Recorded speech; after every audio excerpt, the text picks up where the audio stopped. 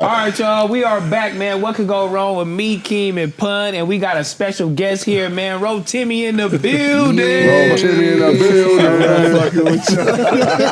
Rotimi in the building. What's going on, man? I'm good, man. Good to see you. My boy Dre, man. Yes, nah, man. You scandalous, homie. We got 6 seasons to talk about how scandalous you are. People really hate you for that show, like in real life. You crazy, know, bro. people don't know how to separate the character from reality sometimes. Yeah, at first it was hard, but then we started doing other things, so it was like, oh, okay, cool. But at first I hated it, bro. Start saying to the ladies, man. That's what you started doing. Exactly. I had to do the whole opposite thing, but not a conversation I had with Tyrese early though changed my whole perspective because he was just like, I was like, man, like I do music. This is really what I do.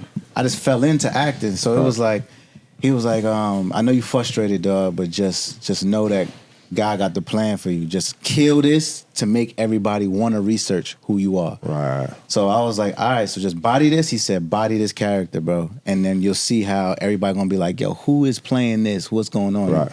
I had to change my mindset because it'll be like, girls would come up and be like, you cute, but I don't trust your ass. And I'm like, damn. Like, or like niggas would be like, yo, bro, I love you, bro, blah, blah, but this and this. So when I first started, it was all that, you know, and then we started changing the narrative. But again, when you on something legendary that changes the culture, shifts the culture, it's only right that something like that happened. But it was lit though. What's the deal, guys? This episode is presented by Underdog. It's the best time of the year. The NBA and the NFL are underway.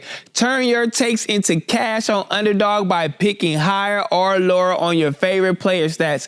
Underdog is available in more than 30 states, including California and Texas. So make sure to support the show by hitting the link in the description and downloading Underdog. Sign up and deposit now using our promo code FMW to get up to $1,000 in bonus cash and a free pick. You know what I mean? Don't worry about nothing. Yeah, I had to go back and I said, okay, he messing with 50. Let me go back.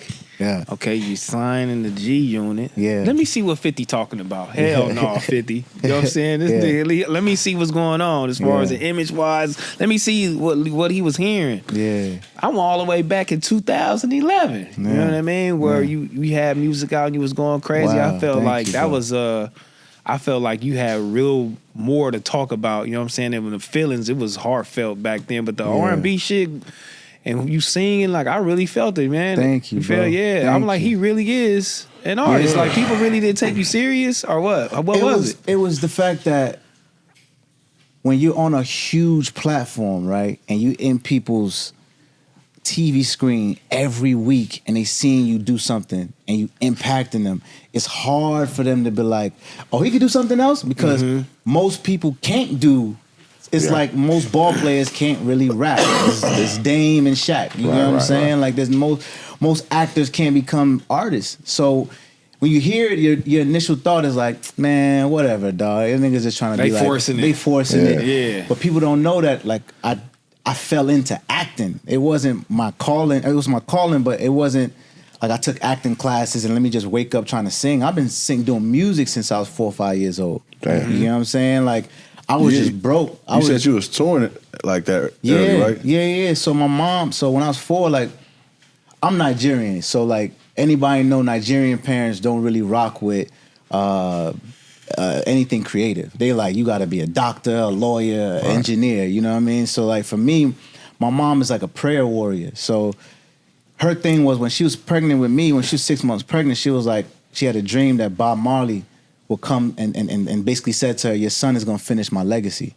So when that happened, she was like, oh, okay, I gotta figure out whether my son is gonna be a politician or, because Bob was like a politician, or a musician. So when I came out singing at 3, 4 years old, she was like, okay, let's get it. So what happened was I was a Nigerian wedding singer when I was 4 years old. So my mom had me in Connecticut singing at weddings, Philly, Jersey, New York. You know what I mean? How would you get like, all right, so you feel like mom's the first one to... Shut up. You feel like mom's the first one to notice? Well, she had the dream. Yeah. So she was the first one.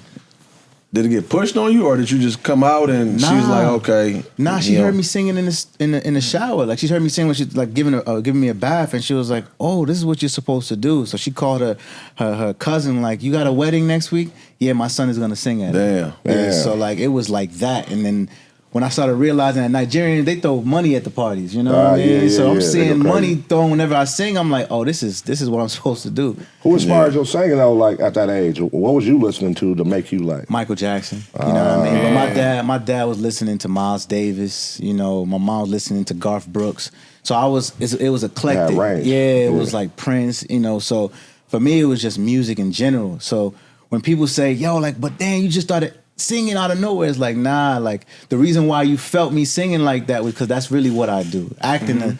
I've never taken a class before. I don't know. I'm just doing what I feel. You know. Hey, with you being Nigerian Yeah. and just, you know, over here in America, Yeah. do you feel like, you know, Black Americans, we really don't know our culture? You know what I'm saying? We really don't know about a lot of things that's going on. Like, how do you look at us? You know what I mean? And how do your parents look at, you know what I'm saying, Black do you look at Americans us? out here?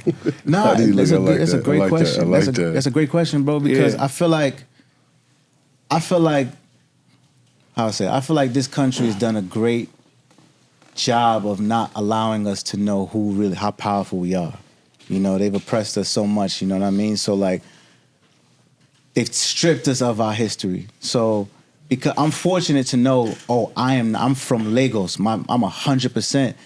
But they've watered down our history for most of my black American friends and my people that I love, because it's like, yeah, I'm just from Tennessee. And it's like, nah, you look like you Ghanaian, you look like you from Tanzania, you look like, and we don't have our history. So for me, it's like, once they started doing the 23andMe or whatever those things, when people started really finding out what they were, I feel like it empowered us, you know? And like, people just be like, yo, man, we're so gifted. I don't know how we can just do all these things and other races can't do it the way we do it. Is because we're the chosen ones. And they've done so well to kind of tell us we're not. And we fall into it, you know what I mean? And so for me, I love it when someone's like, yo, I did my research. It was real, right? When Lorenz Tate came up to me, he was like, yo, bro, I did my research and I realized that I'm 45% Nigerian. So I'm learning how to do this and do this. I'm making some fufu and gari. I want to learn jollof rice. So that made me feel good, because it's like, yes, bro, now go home and see where you came from and learn about it, because we literally are royalty, yo. And they don't let us know that. So I feel like the more we do our research on our own, the more people are starting to realize, like, yo, like I come from a line of royalty. Yeah. And that's why we're so naturally gifted at everything. You know So what I'm saying? going home is important. Going home is the Going key. home is important. Going home is the key. I think Yeah. For sure. the thing though that nobody speak about too much though, you spoke to it before, even for yourself, when you was going home, right? Yeah. You was kind of like, not ostracized, but yeah.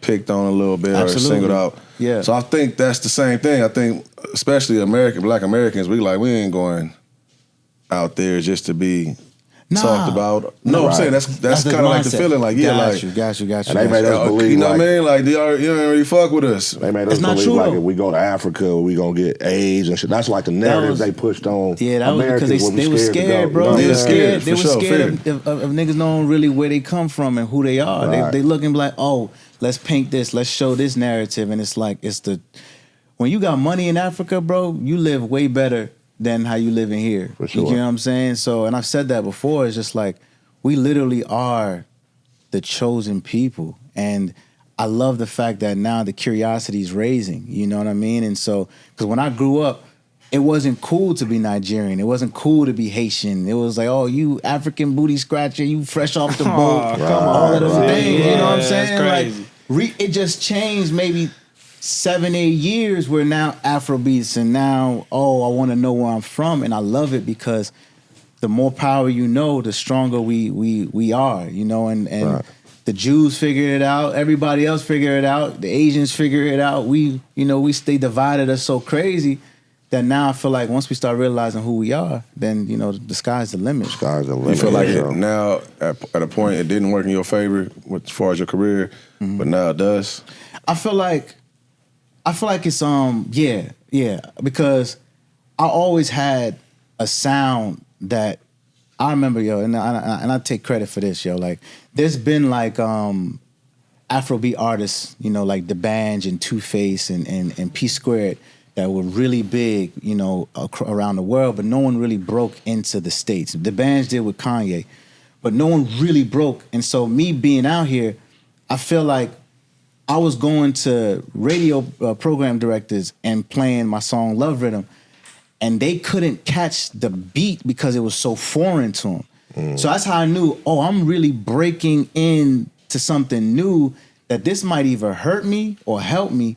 And they were like, I don't know how I'm gonna play it because the beat is weird. Right. So how we gonna make it work? It just happened that when women started hearing it, they were like, oh my God. But at first niggas didn't know what to do with the record. So at first it hurt, but then I knew once it connected, I'd be one of the first ones, to kind of break into with Love Rhythm and In My Bed and these records that went platinum. But yeah, because you got the record with Lotto. Yeah. And then like you got T.I. on a record. You got 50 on a record. Yeah. I'm like, now I'm like, damn, the nigga got 50 on the record. How do I not know this? Yeah. Why is it not marketed that crazy? You know what I mean? Like, how does it not be out there that much so we can know that? Because 50 ain't even really jumping on shit like that. That was like 10 years ago, though. That was like 10 years ago. Yeah, and I'm like, what the fuck? I'm like, and I missed that. Yeah. You know what I mean? So what happened was, man, even the story of how that came about, bro, like, niggas didn't know that, like, 50 didn't know that I did music for the first 3 months of me being on Power. Because I saw how somebody had literally come give him his mixtape, and they were like, he threw it out the window. I was trying to see what the streets feel about it. Literally. Literally. He see what the streets feel about exactly. it. So I'm like, damn, I'm never gonna bring this up to this nigga, man. Hell no, I'm cool, yo. So then what ended up happening was, and this is God in my favor, this is when Snapchat had just came out, right? So I was meeting with these producers, and they were like, yo, we just won this battle on Snapchat, and this guy who works for the label was coming in to take some beats to give back to his big artist. Right. So I go in, they're like, yo, you cool with that? I'm like, yeah, cool. This dude comes in, he's like, yo, bro, who's this singing? I'm like, this is me. He was like, oh, that's lit. Well, what else do you do? I was like, well, I'm on a TV show called Power. We're filming right now. I'm playing this character named Dre. He was like, this is crazy. I run the music for G-Unit. Oh, shit. So I'm like, he was like, yeah, my name is Tony G. I run G-Unit. I was like, he's like, oh, you're the one that 50 been talking about? I'm like, yeah. He was like, yo, man, I got to hear more music. This is crazy. So he tells me to come to the office the next day. And anybody know, like, if you go to these music meetings, if you get there at 1, you're going to be out like 30 minutes, right? I was late, so I get there at 2, and then 50 walk in at 2:10. And he's like, yo, Ro. So if I was on time, I would have never seen him. But he was like, yo, Ro, what you doing here? I'm like, yeah, Tony brought me in here, bro. Like, he was telling me that, he wanted to hear more of my music. He was like, you do music? He was like, nigga, I've been around you for 4 months and you ain't tell me nothing? I'm like, yeah, nigga, I saw what you did day 1 to that nigga with the mixtape. Yeah, trying to see what the streets feel about it. I'm cool on you. Exactly. I'm like, I'm good, bro. Now you gonna either hear about it or you gonna hear me on the radio one day. So he was like, I respect that. And that's where the respect really started happening. And then he heard a record I did, Lotto. Mm-hmm. So Lotto was what I had done right before I got Power. And he was like, yo, I love this song. So when we put the song out, it was the #1 most added record in the country on radio. But 3 weeks later, Fifth had fired everybody at G-Unit and started completely over. So at that point, I was like, oh, man. We going, moving. You said 3 weeks between you getting signed? I got signed. And then 3 weeks later. I got signed November 25th, everybody got fired. Oh my God. Damn. I mean, sorry, signed November, put the record out like maybe Thanksgiving, December 20-something, everybody got fired. Damn. So for me, it was like, oh my God, maybe. So that's when I was OD frustrated, like, man, why do I keep getting these, setbacks? But that's when I had the conversation with Tyrese, and he was like, yo, bro, like, listen, man, just keep killing this. Just stay diligent, stay consistent. They're going to wake up and know what's going on at the right time. So that's what I'm not even trying to be funny, but did you ever feel like 50 signed you because he seen like what you had rocking, on the show? As far as just branding, right? Like, let me just go ahead and lock him down real quick. Yeah. And y'all wasn't really... Because it makes sense. Yeah, it may make sense. At least I got him. He right here next to me. Yeah. But not really all the way in tune with what you had going on music-wise and what your vision and everything. Well... Because like to go 3 weeks after it, like, I'll take that highly disrespectful. Like hold on now. No. So No, he separately fired everybody. Okay. Like he fired his whole staff. So there was nobody working nothing at G-Unit at that time. Yeah. So it wasn't because of anything. It was like it just bad timing. Like he was like, I'm tired of this situation. Let me just rebrand. I'm gonna just keep everybody, you know. So for me, it was like, damn, I got a deal. He's seeing that the record moving, but he's such a good businessman that he wouldn't sign anybody that he didn't believe would work. You know what I mean? So, and the show hadn't aired yet. Oh, we were just filming. Yeah, okay. So he didn't know how people were going to react to what Dre was going to do. It just happened that it became what it became. But I got signed 3 months into filming before anything dropped. Yeah. Okay. I thought the shit was out. No, it wasn't out. It wasn't out. And plus, a lot of people don't understand that like the Dre character really wasn't supposed to be as big as it was. It was my character was supposed to be dead by episode 1 of season 3, like thrown in the trash. I will say as a consumer of the show, like I was a big fan of the show. Still, like what made me try to like translate to you music wise was the show. Yeah, like I was a fan of the show, and then in my bed when that song came out, I'm like, what the fuck? Because your character on here is a villain. Like you, I like villains. You a villain. But then on here it's like you singing to the ladies, and it's a hard ass song, a remake of a classic. Thank you, bro. And it was fire. I'm like, oh, that's crazy. Thank you, bro. Yeah, because how did you and Wale connect? The Nigerian connection. I was about to say that. I was like, oh man, I'm Nigerian. Nigga, give me the feature. So my brother. God bless you.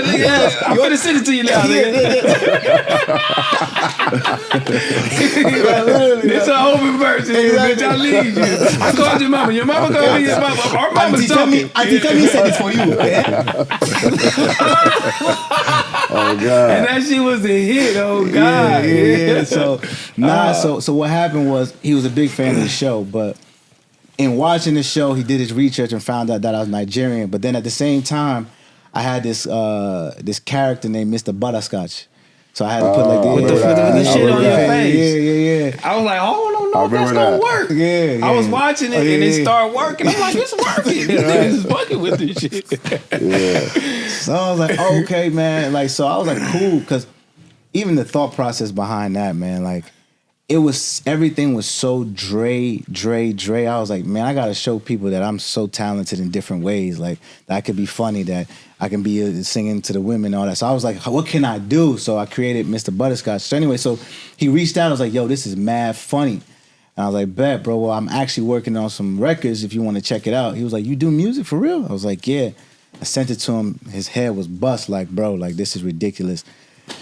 He gave me back the verse in like 2 days. I went to DC, kicked it with him, really like, you know, my dog, and yeah, the rest was history. But it was just, everything was just so, it was flowing so organically, you know, again, to like a testament, like if you do the work, bro, if you kill the vessel that's put in front of you, everything else will work, man. So I just made sure that I kept the main thing, you know? Right.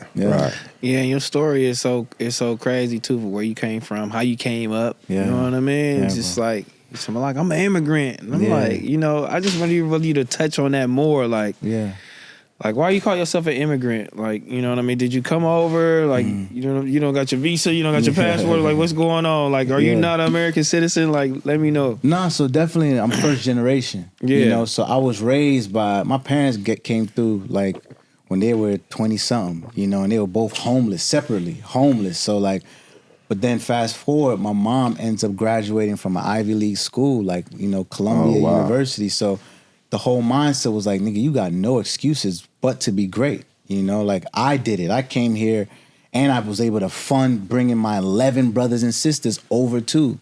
So how can you complain about anything, you know? So my mom kept that mentality of like, you got to be a dog.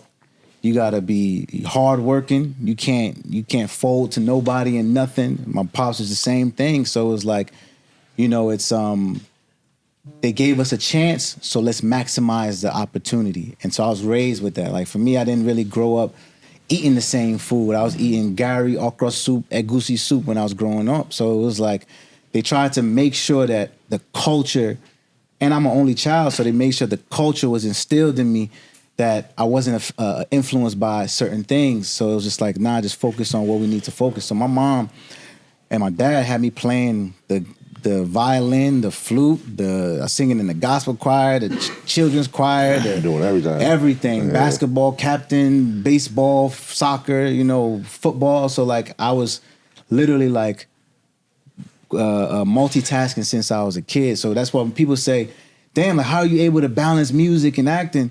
I've been balancing 9 other things my whole life from the mindset of like, nah, bro, you have no excuse but to be great. You know what I mean? Like, I'll come home and get an A- and it'd be like, what is this? Like, you failed. You know what I mean? So that mentality, you're like, damn, like, I got a 93. No, I got to be 96 or better. Damn. You get what I'm saying? Like that, like when it's instilled in you, it's a difference, man. So like You didn't have no resistance to that? Just as a kid, or especially in your adolescence? I mean, yeah, you're like, but damn, everybody else in class is happy. Why am I, of course, but when I started realizing that I'm accelerating and excelling, it's like, oh, okay, this is the work ethic. There's no excuse. Like, solution oriented. We don't sit and complain about nothing. If it don't work, nigga, find a different way. If it don't work, then create your own buzz. If it don't work, then make something happen. And that was always the mentality. Like, you're never gonna catch me slipping. So that was the mentality since I was 4 or 5 years old. I'm sitting here now. I'm sitting here daydreaming. I'm thinking like, damn, I just told my son he did good. He had a 14 out of 20. I'm finna tell this nigga you did horrible. Yeah. No, it can work because different kids, That might be the thing. You did horrible on that test, nigga. You know what I mean? You need to get your shit together, bro. It make a difference, bro. Yeah, that's man. crazy. You know what I mean? Like, imagine if we all grew up with that mentality, because we are excellent. It's just that niggas just get comfortable with being lazy. But so, okay, your house had to have some harmony then. Like, parents was cool and everything. Y'all, they kind of, because you said it's poor. Did they meet out when they came out here or back? No, so my mom, again, bro, everything just been lit. Like, so my mom and they met at Rutgers separately. So my mom, my dad was in the class. My mom actually went to the wrong class and was just like, saw my dad sitting in the front row, was like, oh, he's fly. And went into class and sat next to him like, I'm not even supposed to be in here, but I just want to see you're dope. Yeah. And that's how they met. It was by, if she would have went to the right class, it would have never. She probably peeped that he was Nigerian too. No, my dad. You're not Nigerian? No. So like, it wasn't even because it's not normal back then like that you see light-skinned Nigerians. Yeah. It's, unfortunately, there's a lot of us, but you don't see that. So she didn't even know that he was. Damn. Yeah, she thought he was African American. Damn. You know what I mean? So she just met by chance. Yeah. That's cool, man. Damn, being a light-skinned Nigerian is crazy. So you might be Nigerian. You might be Nigerian, bro. I think we all got some of that. I think we all got Nigerian. Your name is 23andMe, man. Somewhere there. Nigerians having a great push right now. I'm watching, like, from Shout My Boy Tuma, like, everybody, like, the music, the unity. People want, like, excited to go over to Africa and experience Nigeria. Yeah. I think that's really Have y'all dope. been? I've never been. I ain't did, but I did my 23andMe. I know that. What's your- I was 77% South African. Wow. That's not. Well, But I just gotta hold on. I gotta try to see if it's Nigerian. I'm just trying to say, hold on. I might be some If you shit. 70% already, that means You know what? what? Got two. Probably got a little two. I'm a in little you. white too, you know what I'm saying? You got some white in you. You got some slave master in you. We all do. We light skinned. Don't worry about nothing. Did you do yours? But I haven't done mine. You haven't done yours? I'm too much conspiracy for all that. Really? What you mean? You too much conspiracy. I try to check. They my say shit. be just taking people, like, that's why people shit people get DNA. updated every 2 months. Oh, found something else for you. Found something else for you. You know what I you mean? new here, huh? Yeah, you thought you was Yeah. 70% here, now you're 68. Like, wait a minute. Like, that's where I'm at with it a little bit, Yeah, though. they had me, like, I was like 40% But what scared. the- Y'all gotta go. Unity. Y'all gotta go, bro. No, I would love to Y'all go. gotta I've been I don't being know told what to go. password.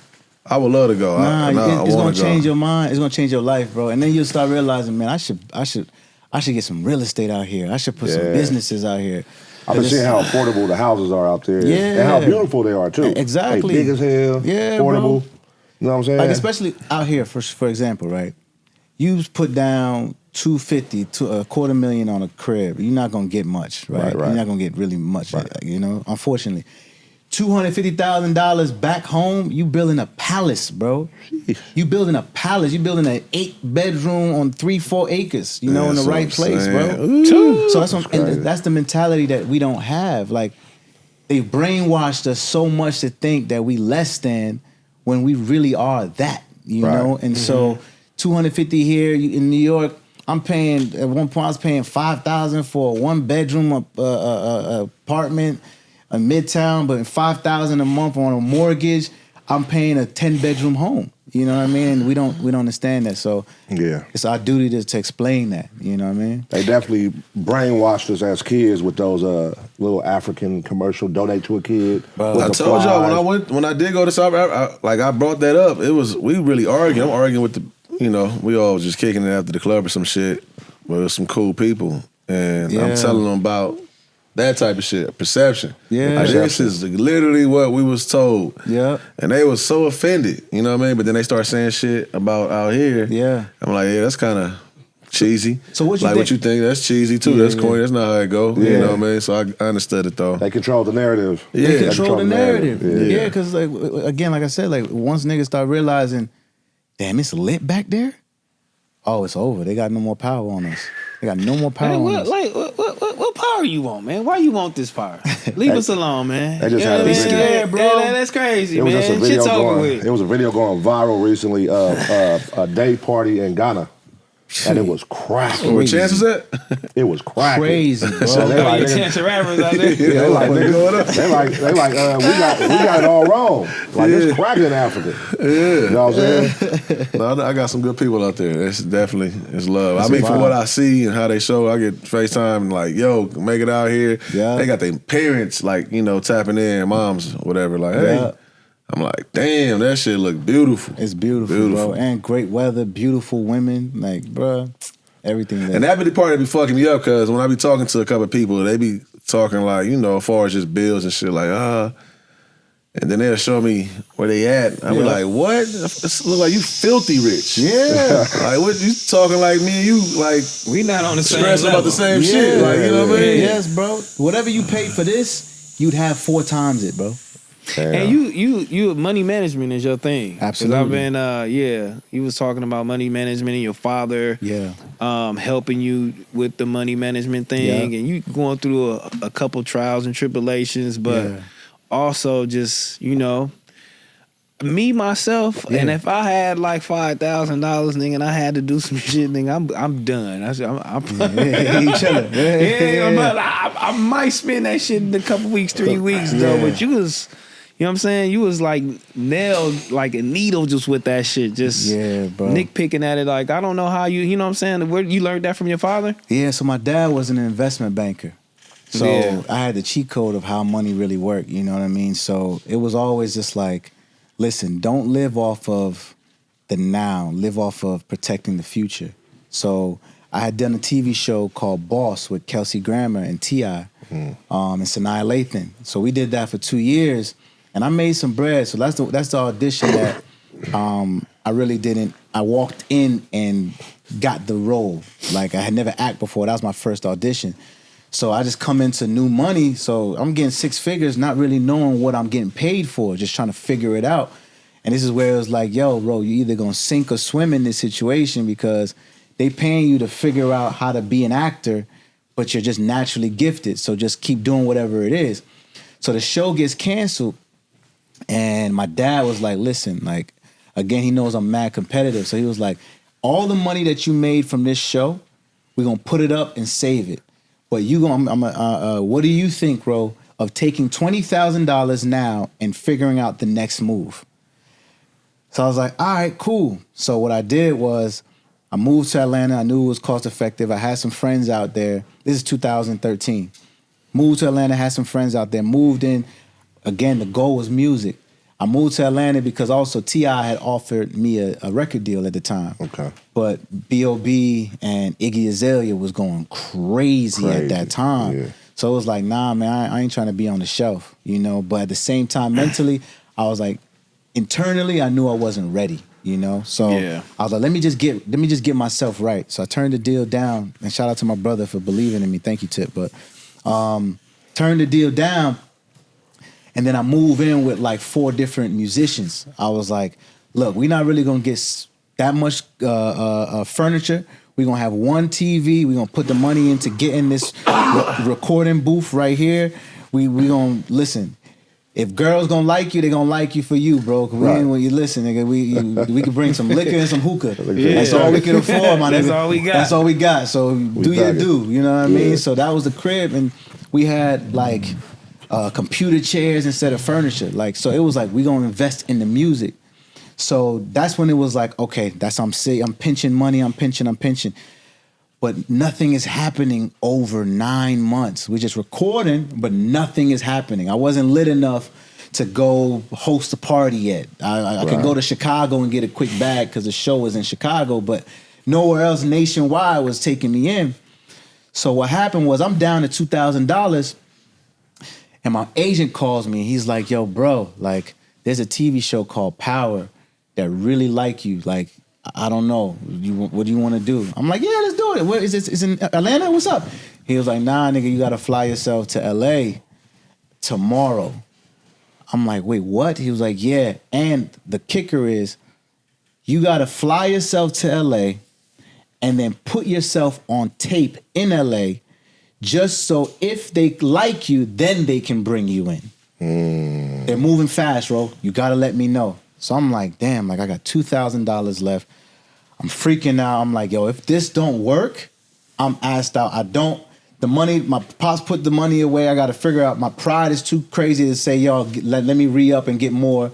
I'm like, nigga, 2,000, I'm either going to waste it here paying rent or let's take this chance. I fly out to LA the next day. The ticket at the time, one-way ticket was about $500, $600. Yeah. It's the next day, so it's you know what I'm saying. So it's already I'm $1,400 left. I get there. I've been to LA one time in 2009, but I hadn't been there since then. So I go and I'm like, damn, I'm on Hollywood Boulevard. I'm like, yo, take me to Hollywood Boulevard, and I'm seeing the W and all this. I'm like, oh hell no, take me the other side of Hollywood Boulevard. Let me take me this way, nigga. Yeah, East Hollywood. Let me go to East Hollywood Boulevard. This is where I'm starting to see a whole different change. I'm like, okay, this is more like it. Yeah. And I pull up, man, and it was this motel that was so nasty, like viciously disgusting. But I walk in and I'm like, hey man, like, how much is it for a night? Homie was like, listen, and he was an Indian guy. He was like, listen, bro, we're doing $60 a night here. I said, my dog, I got $1,400, man. I can't afford 60 tonight. He was like, where you from? I said, I'm from Jersey. He was like, no, like, where your family from? Like, you seem different. I said, I'm first generation Nigerian. He said, okay, so you come from immigrant? Okay, I'll give you $30 a night. And if you want to have a free breakfast, you got to come eat in the morning around 7 o'clock with my kids before we set out the food. I said, oh, man, thank you, bro. Thank you so much. So now I get to the room. It's like a 200 square foot. It got a little, like, you could sell dead roaches and all type of just craziness, bro. So I'm like, look, I'm on a mission. Let's get it. The next day, I put myself on tape, call my mans up. Shout out to K-Mac. Call my mans up, put myself on tape. Now you just wait. So now I'm in the hotel, literally just like, I don't know nobody out here. I don't know what to do. But I remember that the interns, you know the producers, the interns? Yeah. The interns moved out to LA. So they were like, I had done work with them because they're from Chicago. Right. So when I was in school, I used to go to their studio in Chicago. So I'm like, yo, bro, like, can I work with y'all while I'm out here? They were like, yeah, just come to the studio. I'm like, bet. I get there, they're like, nah, bro, today we're going to have you working with our little homies, which ended up being Bongo. Bongo, by the way. Bongo. So Bongo just got to LA, just got to LA himself. He's also Nigerian. So he was like, you Nigerian? I'm like, yeah, I'm out. He was like, what you doing out here? I was like, yo, they told me about this show, this Power show. He was like, no one heard of it really at that time.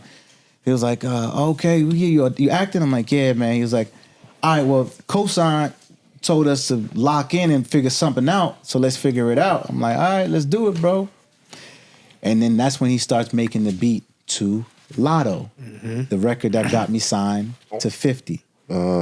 So during that time, so we make the record, don't think much of it. We like, yeah, we got to smash, but you think any artist feel like they got to smash every time they make a record. So I'm like, cool, we make a dope record.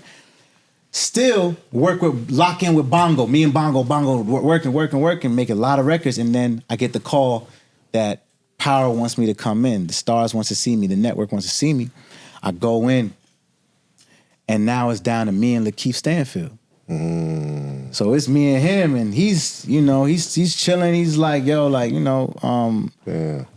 like, I just auditioned for this, show Atlanta. So, I don't, if I get this, it's good.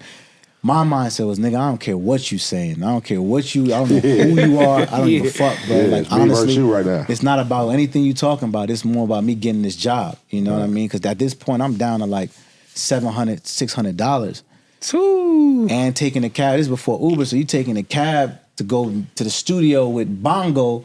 So it's like, it was just funneling, losing bread. Well, not really losing, but like spending money. So I'm down about 600. I'm like, all I got is what I do in this room right now. I got to murder what I do.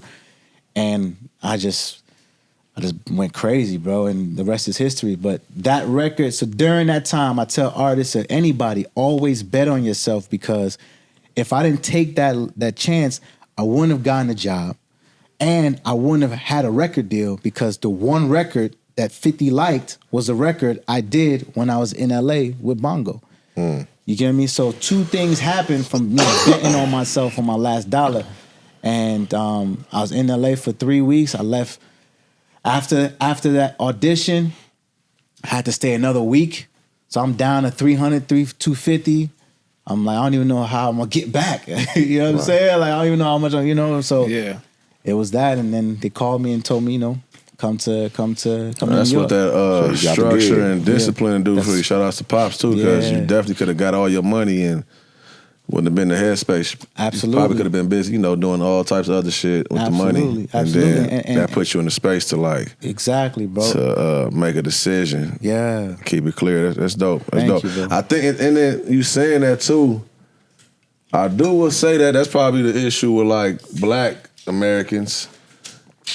I don't know if too many fathers saying that, or doing like practicing them values of like, yo, we're gonna put this up. Yeah. Even if you, whatever you think you're going through, you know what I'm saying? A little pressure, be like, man, let me get my damn money. Yeah. You feel me? If they not in it, they damn selves. Not saying not all, but I'm just saying like that, look what that did. Just that decision. Yes, bro. Bred it a whole different beast in you. Exactly. Because if I had the comfort of, I got 100,000, like, I move like, I still move like I don't got it. Yeah, you know what I'm saying? Like, that instilled in me, even like to make the album that we have now. Like, I was like, look, man, the label said, yo, we got enough money to do 10 records. I said, nah, I'm not doing 10 records. My fans deserve 18, and we're gonna make it a double album. We're gonna do 9 records R&B, 9 records Afrobeats. They were like, we only got enough money to fund 2 videos. I said, nah, I'm not doing that. I'm funding every video, 18 songs, 18 music videos, and I'll pay for all of it. So that mentality is, what makes niggas different in that mindset is like, nah, like I want a video for every song. I want to call the project In My Heart, In My Veins, In My Heart for the R&B side, In My Veins for my blood, the Afrobeat side, the Nigerian. So it's like, nah, let's make it where it's like every one of my fans are happy, but then also let's add the acting element in every music video so they see me acting. So if you don't care about the music, but you like, yo, homie nice as an actor, you get to watch me in 18 mini movies. You a fan of the acting or the music? I got both of them. I got both. Hey, you're directing. And I'm directing this your all directorial of them. debut. It's my directorial debut. Okay. So like even with the record I have out right now, it's called I Love Me Some You. Fire. Like that literally was me directing for the first time, And I was like, why am I gonna pay somebody else to get my vision? Like, why am I gonna do that? That's fire. Because you ain't dropped in a couple years. I haven't, bro. Yeah, like you ain't dropped in a couple years. I hadn't dropped in 2 years because there was a point in time, bro, like, and y'all go through it, man, like, there's politics in everything. And so, like, the bullshit behind the politics, and I just started hating music. I started hating the industry, and I had to kind of like really find out who I was again as a person. Like, you know, when Power finished, In My Bed went crazy, so we moving, but I had a hit record during the pandemic. So I couldn't really move around, you know. I couldn't really maximize how big this record is, and that can mess with somebody. You know what I'm saying? Luckily, it's still platinum, but it could have been quadruple. You know, if I was able to tour and do everything. But God had a plan, because if I had to sit my ass home, because I would have had 17 kids, bro. At that mindset, I would have been smashing everything. I got a hit record, baby. I'm out. You know what I'm saying? Every city. Going God crazy. God knew, because he was like, nah, sit down. Build with your woman that you got now. Learn about yourself in this season. Reconstruct your team that you had, and find a love for music again in this time period. And for 2 years, during that time, a year and a half ago, okay, so the first 6 months of the 2 years was me finding out who Rotimi was again, because everything kind of had stopped. And like, you're moving at a high pace. In My Bed still moving. You're not long on Power. The mental thing about it is you go from feeling like you top of the mountain to, oh shit, I got to figure out the next phase of my life. You know, it's not as hot as it was. Right. So that, for people, the mental health of it, they don't talk about that enough. We don't talk about it as people. So 6 months I had to sit down, and it's COVID. So now you really can't do nothing. So, you know, it's messing with you. So I had to get myself right. And then during that time, anybody who know me know that I don't really rock with too many people. I don't really trust too many people, but something made me call my dog Punch, who I've been rocking with, you know, as a friend for 5 years, 10 years, 6 years before that, because he also was running This Is 50, you know? So I always would see him. So it was like, man, my dog is a genius, but from a distance, I knew he was a genius. So called him one day randomly. I'm like, yo, did you ever listen to my song Make You Say? Just random question. He was like, yeah, bro, I've been following everything you do. And we just clicked, and we was on the phone for 3-4 hours just talking about life and the business and what he's going through, what I'm going through. I was like, yo, damn, I haven't felt this way in terms of like, damn, being re-energized. Remotivated. Like, you know, and in a time when the world was a little dark, it was like, man, like, yo, bro, come, I got a show in Jamaica, man, just pull up. And he pulled up, man, and from that point, it was like, oh, this is what it's supposed to feel like to move with somebody that you rocking with. It's supposed to feel like to want to be creative again. This is what it feel like to be in the industry and not have bullshit around you. This is what it feel like to then say, yo, musically, I can come up with anything I want, and it's okay. And because I was dealing with, during the time of In My Bed and the Love Rhythm and the big records, I was filming Power, and the label would say, yo, bro, you got 2 days to make a hit for us. Please figure it out. So go fly to LA and do something. So I was blessed, and God would thank you, talented enough to say, okay, there's a meeting in my bed. Cool, we got it? Cool. Love Rhythm. Okay, you got 3 days. I don't say too much. All right, cool, got it. And I've never had an opportunity to really be an artist. So during this time, the acting strike is going on, so niggas is not, there's nothing you could do on the acting side.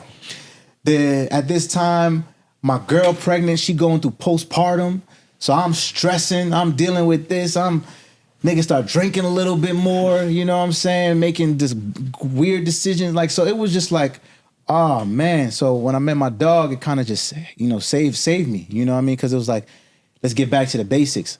And realigned me, you know what I mean? And beautiful, that's dope. So now we were like, yo, what we gonna do? Like, let's make an album. And we made, the first record we made was a record we called Bestie, that came out. And it was just like, it was just organic.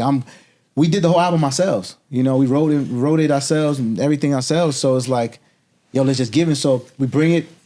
The music was so good on this album. Initially, when we did 4 songs with each other, like it was, let's go to the label, because at that time, my budget was done. Like I had no more budget. Everything was used up. So we had to literally go to San Fran, sit with the label and be like, yo, like, we got these new ideas. We got these 4 songs, and they gave us a new deal from hearing the music from this album.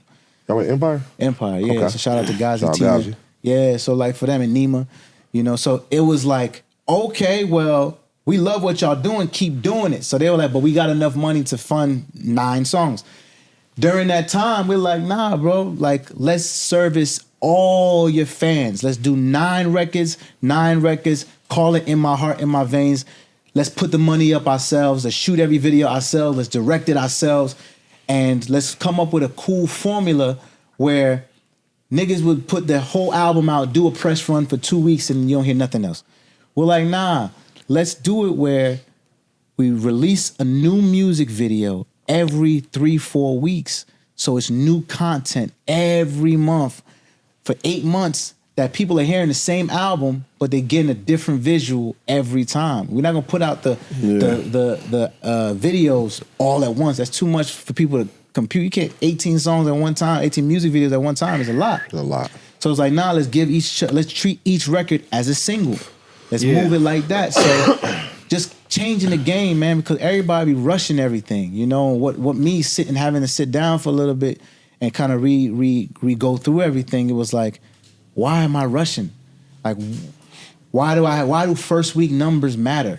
Like, what does that do? No, it's longevity. Like, I want you still talking about this album 4 months in. Like, and then what we did for our fans too was we're gonna make a schedule so that if your favorite video or your favorite song, you're like, damn, when does that video come out? It'd be like, okay, February 10th, I Love Me Some You video, or Time In On Our Side video come out January 3rd. Yeah. So my fans got something to look forward to. So we were just like, let's just sit and just execute this model, you know? And so the new song that you got, is it like, is it going into like the new you know what I'm saying? It's going to explain the new album and where you going with music? So the new album, yeah, bro, like this whole album has made me tell all different sides of my stories. Like when I had mad bitches, when I was having threesomes, when I was heartbroken, when I was wilding, when I was performing in Grenada Beach, like everything, even my story. For example, like the story that I told y'all, right, about how I went to the motel and everything. Mm-hmm. Like for me, we put that in a song called My Time. So for example, like we wrote the whole story out. So for example, it's like, y'all think it was a hotel, $30 a day for a motel.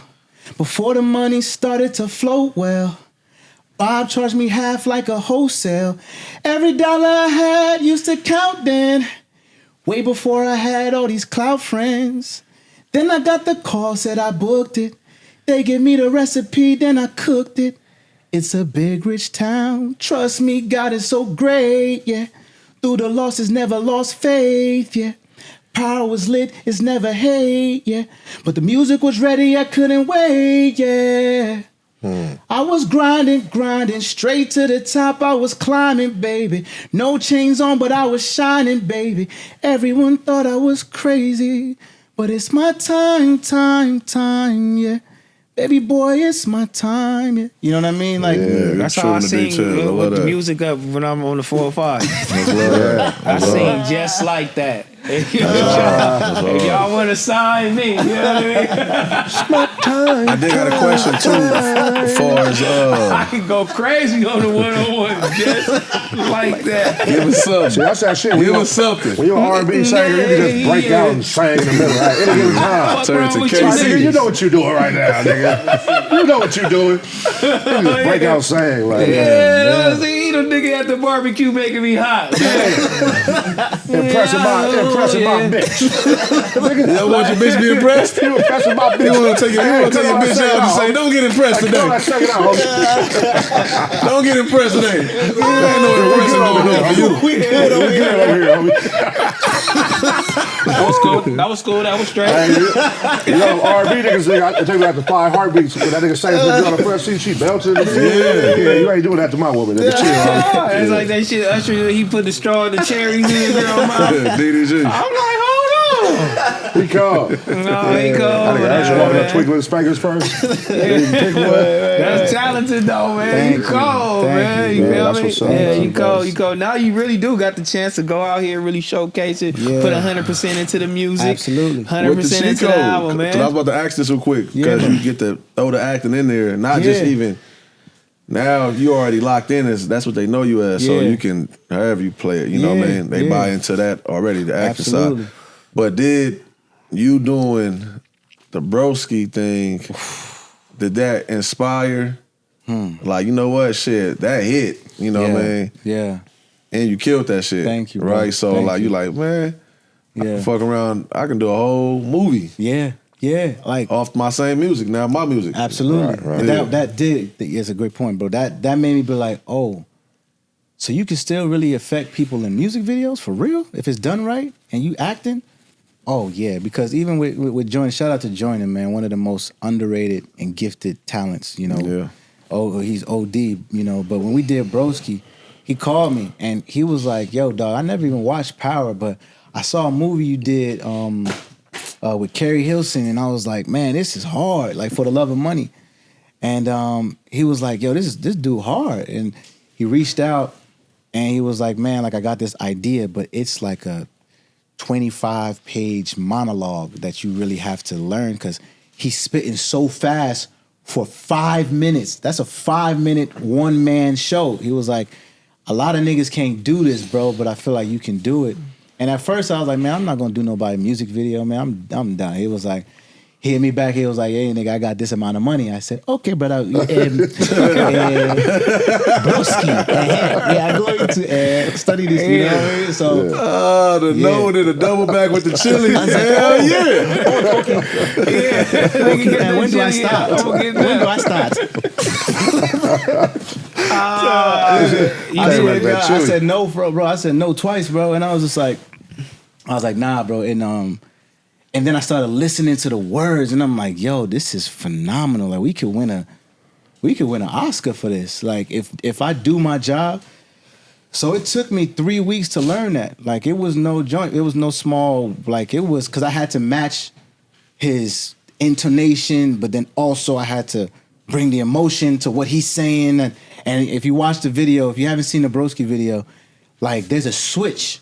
So there's all love, ha ha ha ha ha. The hand go to the camera and it's a whole different person. So I'm like, okay, I gotta bring this element in.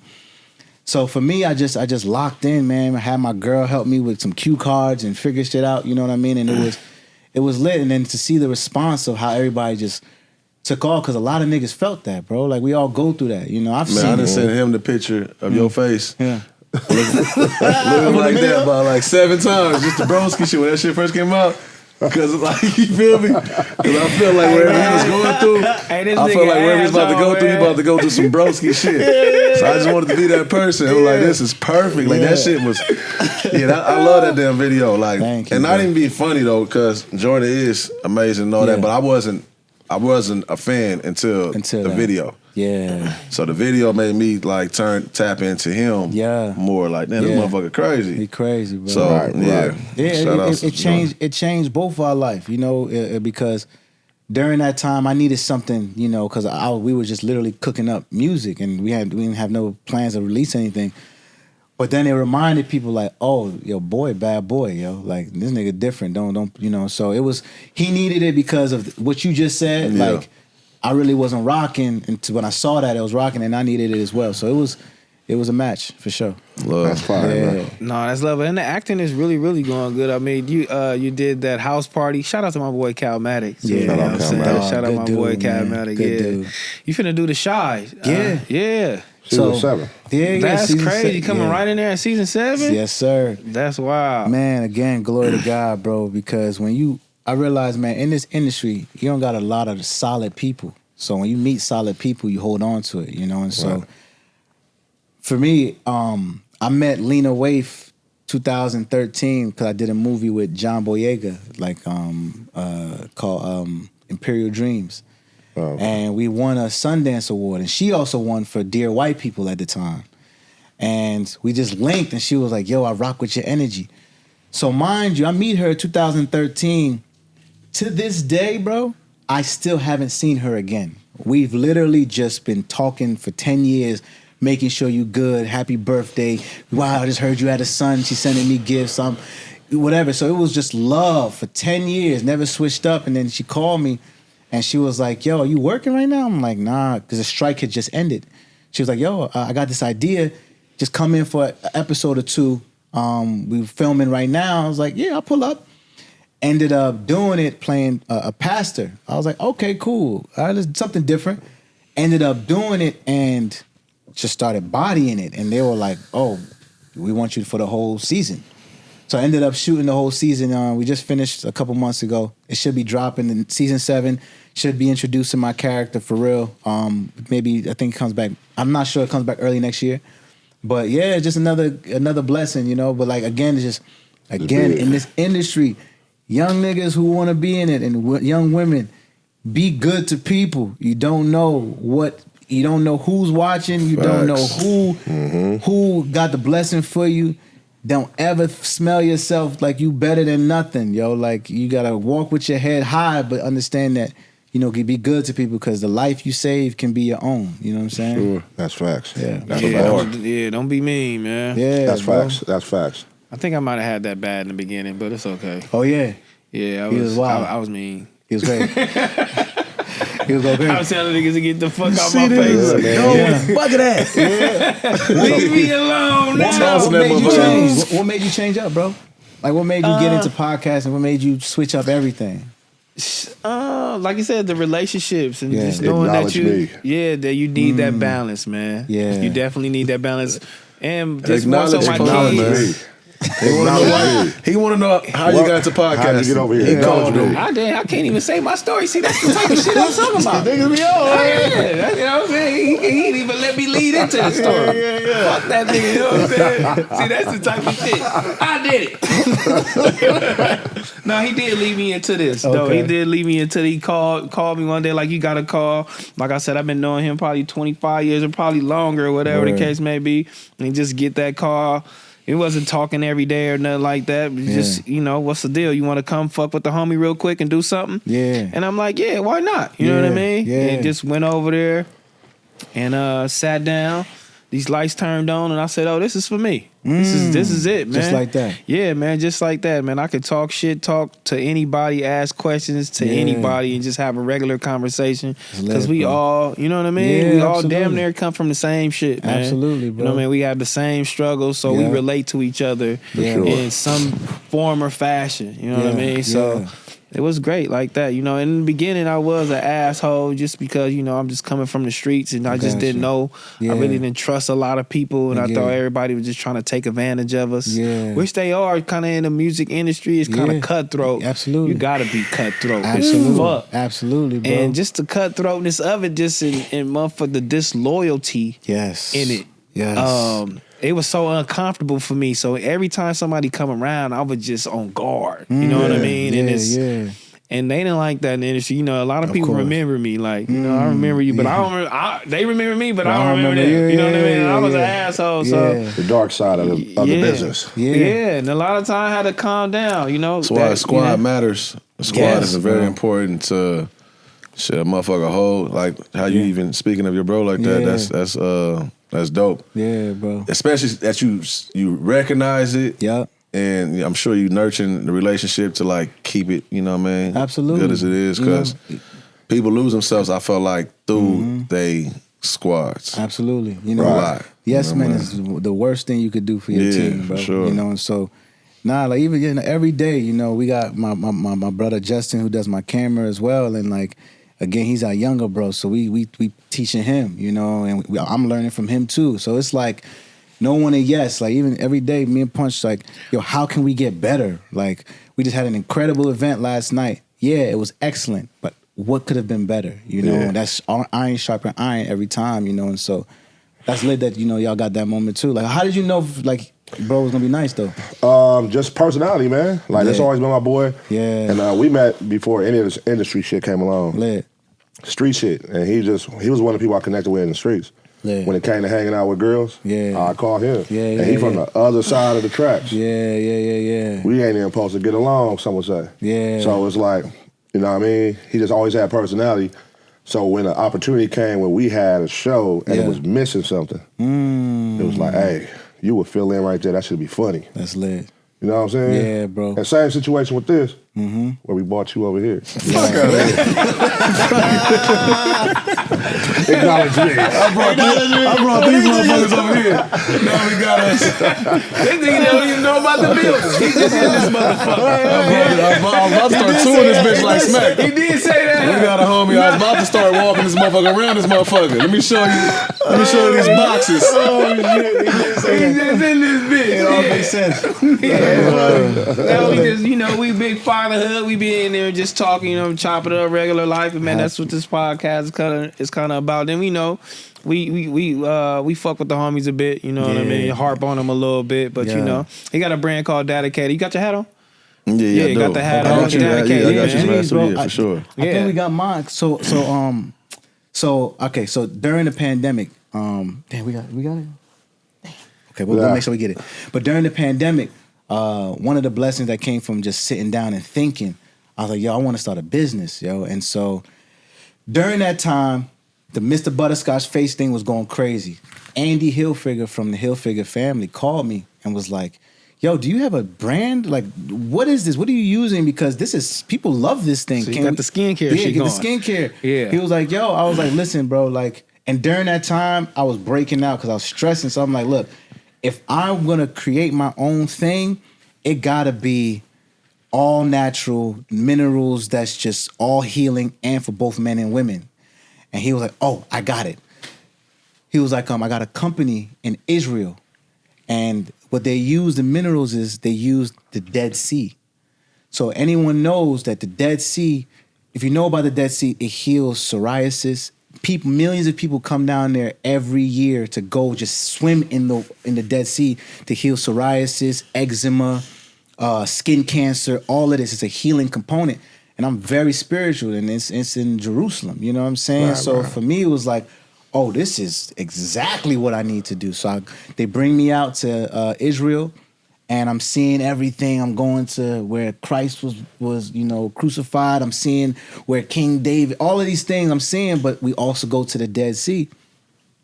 And literally, bro, I put my hand like this much into the water and pull it out, and this whole part of my hand was exfoliated, and my whole hand was glowing. And you can see the difference from just naturally just doing this. I'm like, so we're literally gonna take the minerals from this and package it, and it's natural. They said all natural. So he was like, what do you want to call it? I said, I want to call it favor. I want to call it favor because I want to bring favor to people's life, like help change people's life. So I was like, before anything, let me try it out for 3 weeks and just see what happens. And I used it, they bottled it up, used it, and it just started making my skin go crazy. And I was just like, oh yeah, let's get it going. So it's called Favor, FAVR, skin.com. It's life-changing, man. The testimonies that we getting is people just like, I have confidence in myself again. My skin is different. I'm radiating. People are saying there's something different about me, both men and women. And it's just powerful just to see what, that does. We're about to be in Target. So y'all finna be in Target? Yeah. And now we gotta buy it. No, I'm gonna get y'all. Your man didn't bring it. So we gotta buy it. He do skincare commercials. Business plan. He do skincare commercials. He do. Oh no, for sure, yeah. He had a pretty viral one. Y'all made it viral, that's why. You know what I'm saying? I need to go mess with my boy over here, man. So I'm gonna get y'all something. We got some in the hotel, but I'm gonna get y'all something. Okay, skincare me up. Let me see what's going on, man. It's good, bro. I'll see how about these niggas, man. Okay. Nah, man, but we all come from the music background over here. Yeah. But we also are fathers, you know what I'm saying? So when we come together every week, we like to talk about fatherhood. Love. You know what I'm saying? And yeah. You just had a new baby? Yeah, so I got a 3-year-old and a 20-month-old. Okay. So I got a boy and a girl, and that's right. I'm finished, bro. 2 youngsters. Are you finished? Oh, yeah, I made Are sure you snipping finished? Oh, Or are you? Yes. You doing that? Yeah. Damn. I'm being asked to do that right now. now. Real like, Nigerian. Nah, you right. damn. I'm good, bro. You know what it is? It's probably the postpartum. It's probably all that packed into one, the kids, the lady stress, all the shit that I know about those things. For sure, the postpartum thing about it, like that shit'll take a toll on you, man. Like that shit'll take a toll on you, man. My woman was dealing with postpartum for 22 months. Oh my God. Because we had back to back. So the first one, then there was a little gap. So now she's trying to get her mojo back. But she's like, look, if we're going to do it, let's just make sure they're around the same age. Let's just get it over with. Let's knock them out. Yeah. So during that little space, it was, oh my God, I don't like myself. I don't this. And it's like a whole different chemical reaction that is not really her. And she knows it. So it was just a lot. So I had to give, to reassure, to do all these things as her man. But it was like, it was extremely draining. You know what I'm saying? Sure, like 2 years of that, bro. And then I'm on the road, I'm this, I'm that. So it's like, you know, it was just a lot. So going through that, it was like, she said, I don't ever want to do this again. And it was like, she was like, I'm going to go handle myself. I don't want to do that. I said, no, you've done enough. I got it. You know what I mean? So that was that whole conversation. But it was just like, no more, though. Because it wasn't traumatic, but it was damn near close to it. It really made us stronger because it could have went the other way. You know, it's stressful. It's stressful, bro. It'll definitely test y'all. Yeah, and it's during the pandemic. Nah, that's what I feel. My situation, I have another one on the way. January, my boy. Yeah, I got 2. Yeah, 4 and 5. Yeah, 4 and 3. Yeah, right. But pandemic and the same thing. They 14 months apart. Yeah. The postpartum shit.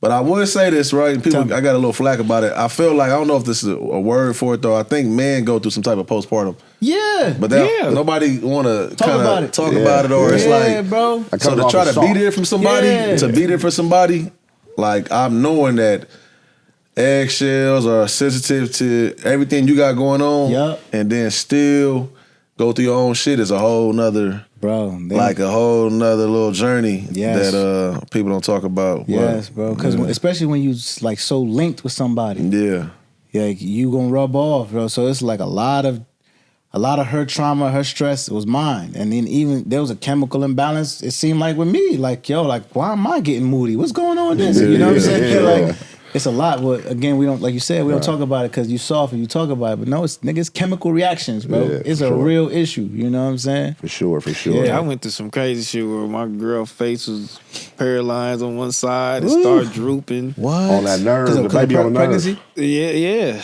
Wow. And then we had to go find specialists to, give her some type of acupuncture and some shock to her face to bring the muscles back. You know what I mean? And just stressing out. Passing out. I'm like, oh my God. Everybody in the house. I'm like, I don't want to do this shit no more. Yeah, we had to go through that. I got 4 kids, though. What's it called? Bell's palsy? Bell's palsy, yeah. So what causes that stress? Stress. You know what I mean? And postpartum, the stress, and it was a lot of it. Face just fell just one day. Man. Like, matter of fact, it was the opening of her store. You had on Melrose. The first day it opened. And she had Bell's palsy? And then she was doing her makeup, and her makeup artist was like, "What the fuck wrong with your face?" She was like, "I don't know." And then it kept getting worse as she was doing her makeup, and she was like, "I can't like smile or nothing." And she was like, "I'm not going." I was like, "Oh, we going to this opening to the store." And then she damn, we had to do it. Shit, but it wasn't like that. Get your ass up. Come on, Two-Face. It was just but it was. She said she couldn't feel it. She couldn't smile. I was like, we gonna make it to the store, and we gonna do this, and then we gonna figure it out. So she actually went. She didn't take many pictures, at that time, whatever the case may be. And then when we went home, it just got worse and worse and worse and worse. She scared the fuck out of me when she took her makeup and her eye wouldn't close. It was just like this, right? Everything's blinking and just not blinking. Yeah. And she was like, I'm gonna be ugly. Damn. And it was just right about that. It was so crazy. It scared the fuck out of me. But I found some specialists or whatever. How long did she have it? Yeah, that's crazy. I would say about 4 months. Wow. I didn't find no specialist for my baby mama when she went through it. She did. Same thing? He was on a nerve. My son was on a nerve. So it made her face it looked like literally from Batman, Two-Face. Like this side was smiling, this side was like. Damn. Yeah, like that. I got a picture. How long she have it? It's crazy. Like 4 or 5 months. It went away like 2 months after she had her son. So was you still having sex with her like you? Y'all both having sex with the It was good seeing y'all niggas, man. Go! God damn it. Nope, not me. Not I. Yeah, she was amazing, man. Beautiful. She was beautiful. No, and somebody asked, they was like, was y'all still fucking? Look, and I was like, damn, I had to fuck, you know what I mean? You back there making the same face. Oh, God. Oh, God. Don't look back. That'll really that'll really test your relationship though. Like having to go through something like that. When you wake up, even if you was a man, if you woke up with your woman stay down with you when half your face is crazy. When it looked like that's crazy. That's what women gotta realize. Shout outs to any man. Like I'm standing on it. Hey, The way we love is crazy. The way we love, because most men, if you are what you accept, you definitely stand. Yeah. I don't feel like motherfuckers. Man, look, giving man, up. I had to do that. My arm don't work. So whatever she going to, whatever it was, if you overweight or if you're, if you know what I'm saying, your face paralysis, I'm here to help you. You know what I mean? For sure. I'm here. what you mean overweight? That's like a thing. Well, she was overweight at a point. You know what I mean? So you can't love her because she overweight? A lot of niggas will leave. Facts. But I ain't. Yeah, bro, niggas is. I ain't going. You know I what I'm mean, saying? yeah, it's probably like in shape. Like, if you in shape, I would leave if I was in shape. Yeah. Absolutely. Okay, you a chubby chaser. Yeah.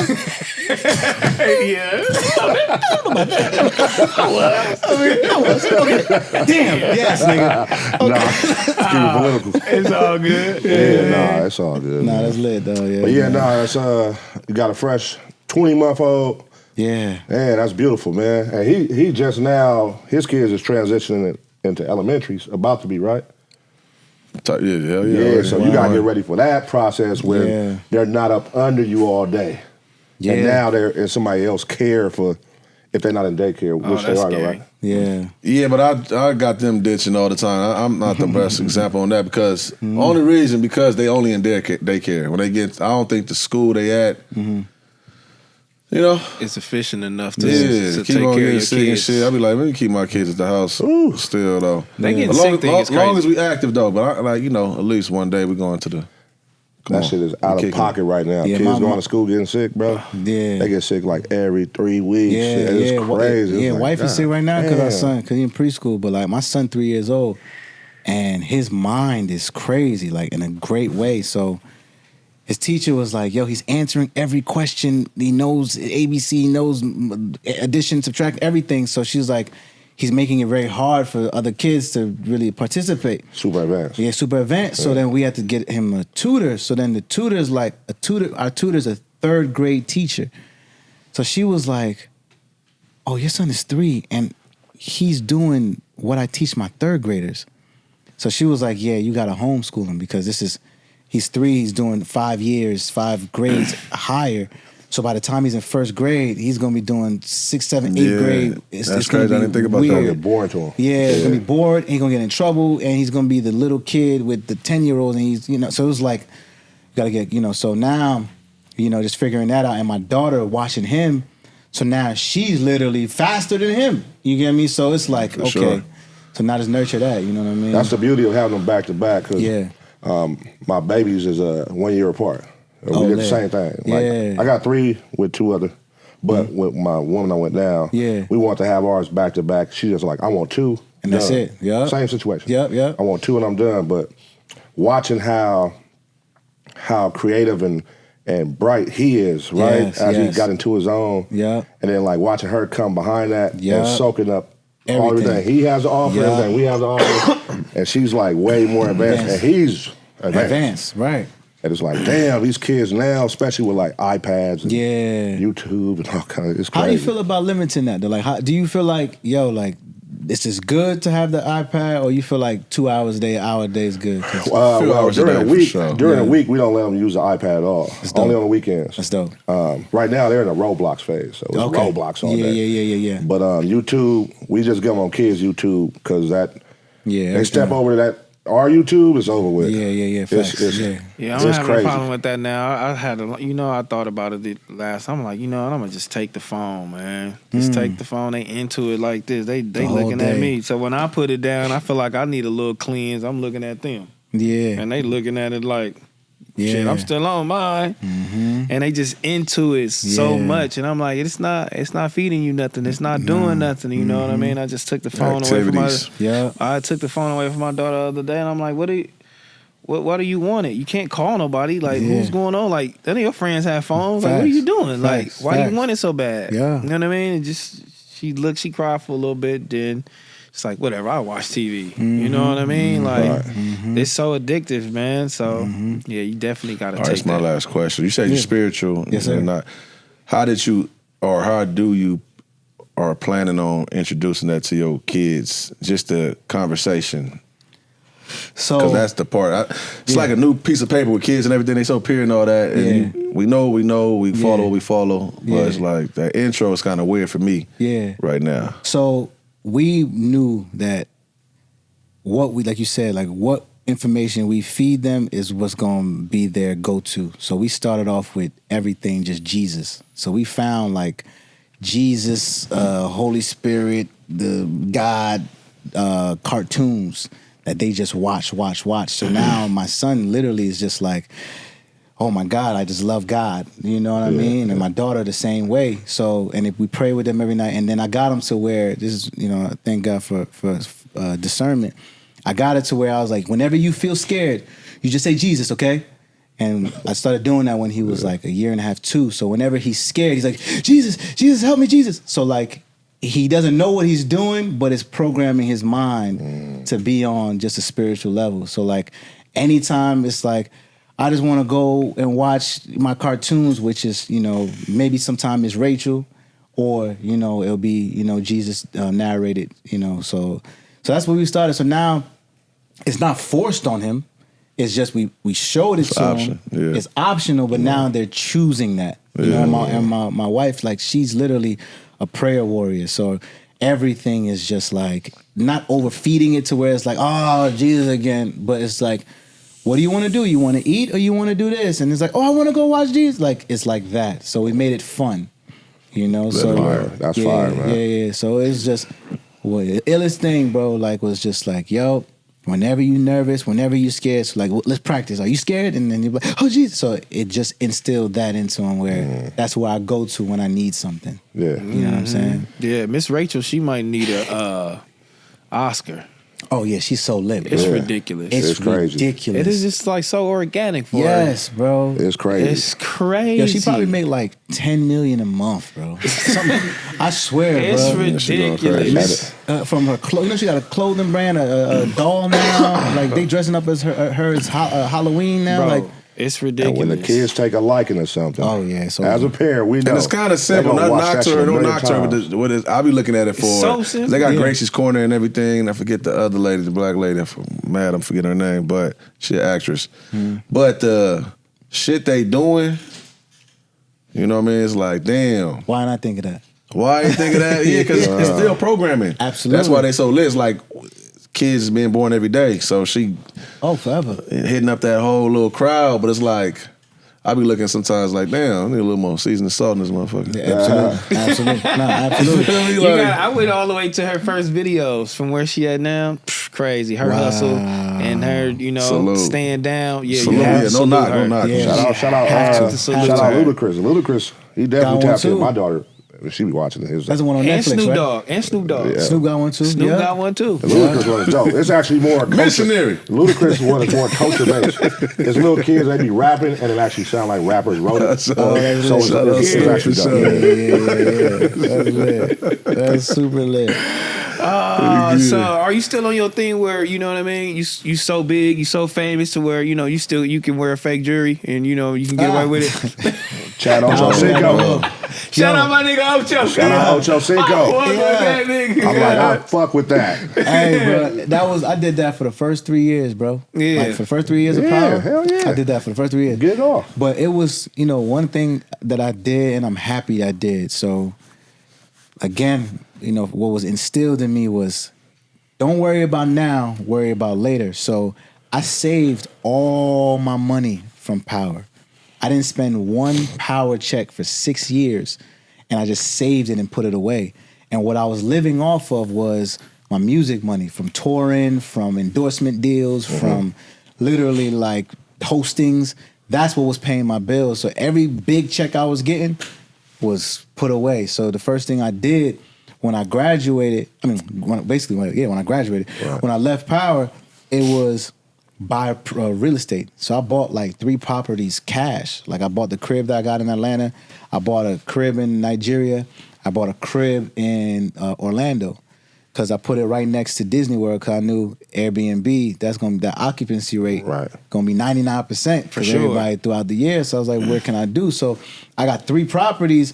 Cool. Now I know that if I don't want to sell these, I know that I got a cool retirement plan, because these going to turn into a couple M's in 20 years if I want to sell it. So that was my mindset, bro. It was just like, yeah, the now is cool. That's why I did 3 years of fake jewelry. Now you're funding 18 videos. Now I'm able to fund my dream. Now I'm able to say, oh, how much we need? Okay, cool. You know what I mean? So it's then, but money begets more money.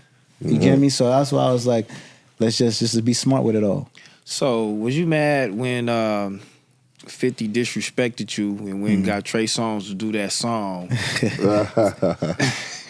And not you. And knew you was an R&B singer. Shit, Trey Songz, did that song last like a week? Niggas was like, Joe had that on lock. That nigga had maybe 1, 2 episodes. That shit got so much backlash, bro. I remember it was probably cool that you did do it. No, I'm happy I ain't do it. Nah, Joe killed that. Killed it. It don't matter what nobody would have did. Yeah. If a difference in tone would have been like, man, who is this, man? That shit was so Turn crazy. it off. Turn it off. They tried to get that off on niggas. Like, let's throw Trey Songz. Niggas was like, hold on. Catching up out here, man. Yeah.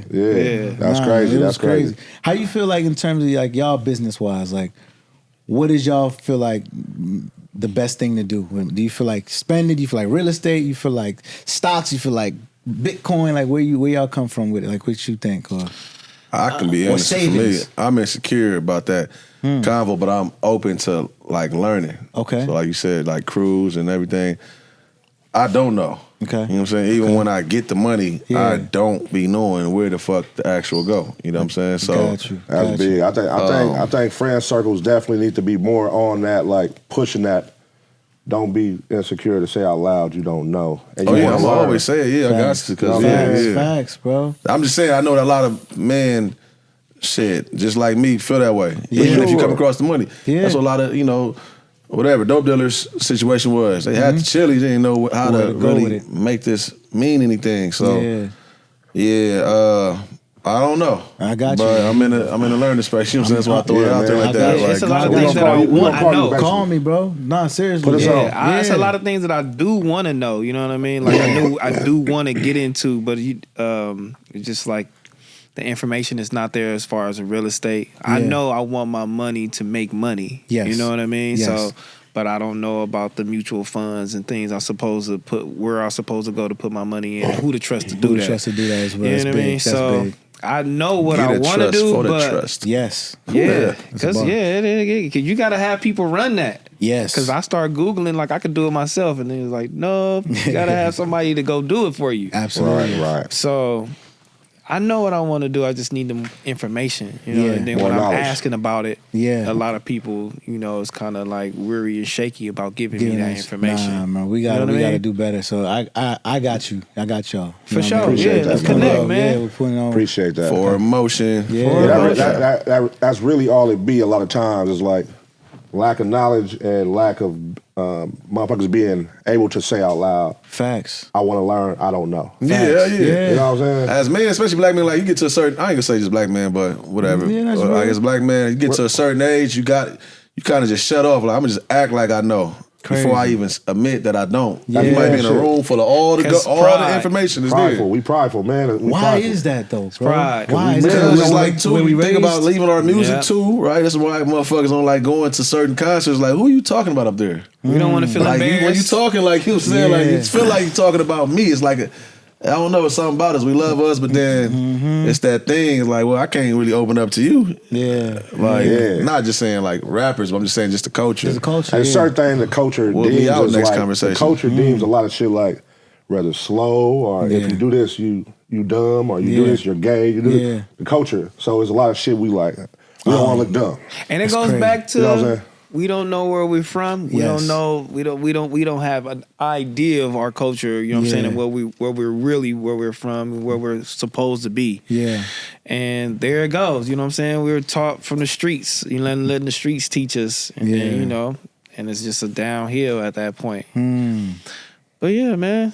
That's what's up, man. This is lit, man. We got my boy here. We got a financial advisor in the building, man. Financial advisors in the building. Rotimi in the building, man. Love. Appreciate this, bro. Before we leave, you feel me? Got to tell the people your song out, where to get it, what to do. You know what I'm saying? All the whole little shit. Yes, sir. So the video is out. I Love Me Some You. The album is out now. In My Heart, In My Veins. Go stream it everywhere. I'm excited for this, man. I put my blood, sweat, and tears into this. And yeah, like if you want really good quality music, if you just want something to ride to, whatever, I guarantee you. And you just want something visually to just that's dope. Like, you know what I mean? Just come check it out. In My Heart, In My Veins, out now. Yeah. Out now. Make sure y'all go grab that. We're going to talk about it next week. Yeah. Make sure y'all go stream that everywhere, listen. man. Go download that everywhere, man. This is what could go wrong, man. Make sure y'all comment down below. Get this video a big thumbs up. You know what I mean? And as y'all know, you feel me? This video is sponsored by Underdog. So make sure you use our code FMW, man. Don't worry about nothing. We gonna see you later. We up out of here. Gone. Later. That was good. Is this dropping this Thursday or next Thursday? This Thursday. This Thursday.